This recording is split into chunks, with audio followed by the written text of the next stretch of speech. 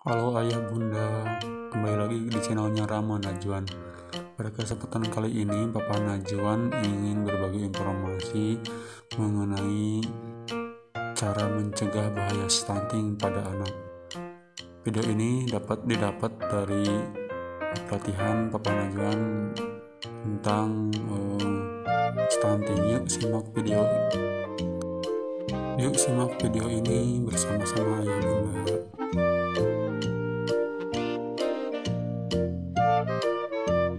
Perkembangan otak dan fisik pada balita stunting menjadi terhambat. Mereka rentan terhadap penyakit. Akibatnya, anak stunting cenderung sulit berprestasi. Ketika dewasa, anak stunting mudah mengalami kegemukan sehingga beresiko terkena penyakit jantung, diabetes, dan penyakit tidak menular lainnya.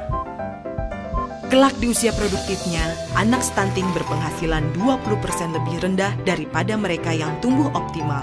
Stunting dapat menurunkan produk domestik bruto negara sebesar 3%. Bagi Indonesia, kerugian akibat stunting mencapai sekitar 300 triliun. Halo teman-teman. Halo teman-teman.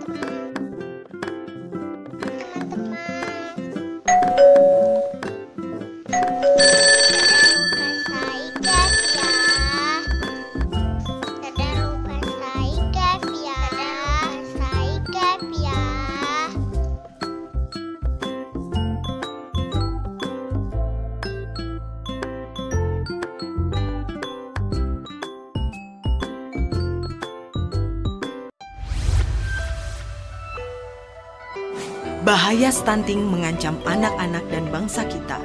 Hampir 9 juta atau lebih dari sepertiga balita Indonesia mengalami stunting. Di Asia Tenggara, hanya Laos, Kamboja, dan Timor Leste yang memiliki angka stunting lebih tinggi dari Indonesia. Jika situasi ini dibiarkan, mereka bisa menjadi generasi yang hilang. Stunting adalah ketika balita lebih pendek dari standar tinggi badan seumurnya. Stunting disebabkan oleh kekurangan gizi dalam waktu yang lama pada 1000 hari pertama kehidupannya dari janin sampai anak berusia 2 tahun. Perkembangan otak dan fisik pada balita stunting menjadi terhambat. Mereka rentan terhadap penyakit. Akibatnya, anak stunting cenderung sulit berprestasi. Ketika dewasa, anak stunting mudah mengalami kegemukan sehingga beresiko terkena penyakit jantung, diabetes, dan penyakit tidak menular lainnya. Kelak di usia produktifnya, anak stunting berpenghasilan 20% lebih rendah daripada mereka yang tumbuh optimal. Stunting dapat menurunkan produk domestik bruto negara sebesar 3%. Bagi Indonesia, kerugian akibat stunting mencapai sekitar 300 triliun rupiah per tahun. Namun, masih ada harapan dan jalan keluar. Stunting bisa dicegah dengan memastikan kesehatan dan kecukupan gizi pada 1000 hari pertama kehidupan. Dimulai dari janin sampai anak berusia 2 tahun. Ini bisa dicapai bila ibu hamil makan makanan yang bergizi seimbang, terutama makanan bersumber protein hewani agar janin sehat dan bayi lahir selamat. Ibu memberi bayinya ASI saja selama 6 bulan pertama, lalu melanjutkan dengan memberi makanan pendamping ASI dengan jumlah, frekuensi, dan keberagaman yang cukup.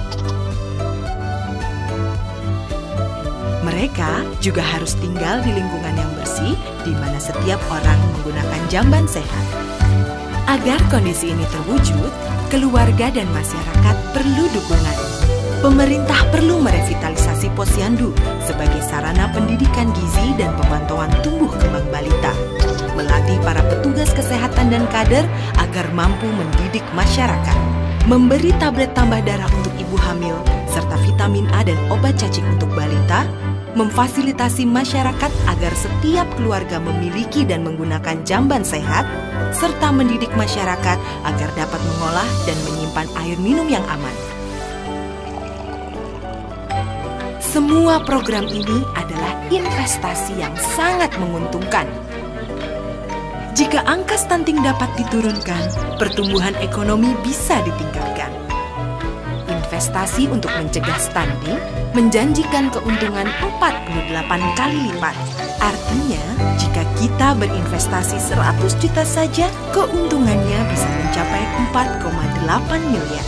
Jadi, tunggu apa lagi? Siapapun Anda, pemerintah pusat atau daerah, anggota DPR atau DPRD, orang tua, tokoh agama dan masyarakat, petugas kesehatan, pengusaha, atau wartawan harus mulai berperan aktif dalam mencegah stunting. Ayo, pastikan anak-anak kita tumbuh tinggi dan berprestasi tinggi.